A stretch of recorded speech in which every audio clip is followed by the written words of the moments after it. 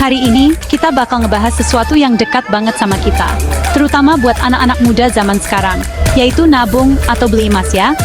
Kira-kira di tahun 2025 ini, mendingan mana ya? Pertanyaan simple, tapi jawabannya, wah, nggak sesimpel itu loh. Banyak faktor yang harus kita pertimbangkan. Dari kecil, kita udah diajarin buat hidup hemat dan rajin nabung. Tapi, apakah itu masih relevan di zaman sekarang? Di sisi lain, emas selalu kelihatan berkilau dengan iming-iming untung yang berlipat ganda. Nah, di tengah ekonomi dunia yang lagi nggak jelas, inflasi yang menghantui, dan segudang mimpi yang pengen kita wujudkan, jalan mana yang harus kita pilih? Apakah kita harus tetap menabung atau mulai berinvestasi di emas? Yuk, kita bahas bareng-bareng. Kita akan kupas tuntas semua aspek yang perlu kalian ketahui. Jangan lupa like, subscribe, dan aktifin tombol loncengnya biar nggak ketinggalan video-video seru lainnya. Sampai jumpa di video berikutnya. Nabung, pasti udah nggak asing lagi di telinga kita. Dari zaman SD, kita udah dikenalkan dengan celengan ayam, atau mungkin kartu tabungan pertama dari orang tua. Tapi, zaman sekarang udah canggih. Aplikasi investasi bermunculan dengan berbagai macam promo.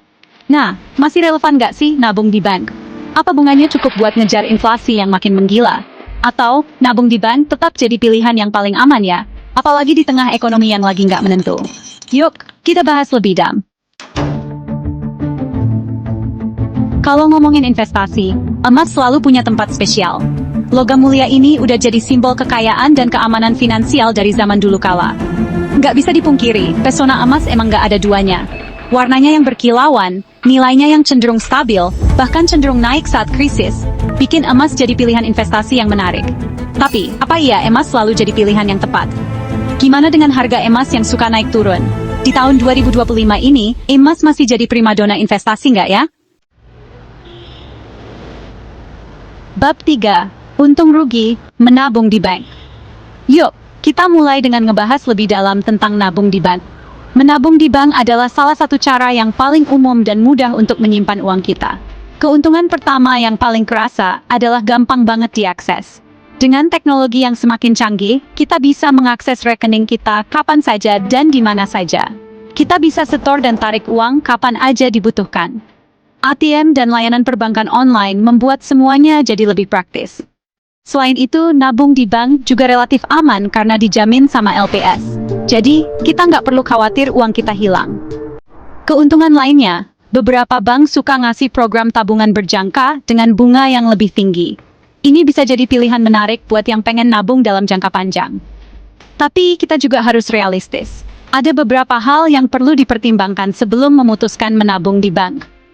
Bunga tabungan di bank biasanya kecil, bahkan kadang nggak bisa ngimbangin inflasi. Ini berarti nilai uang kita bisa berkurang seiring waktu.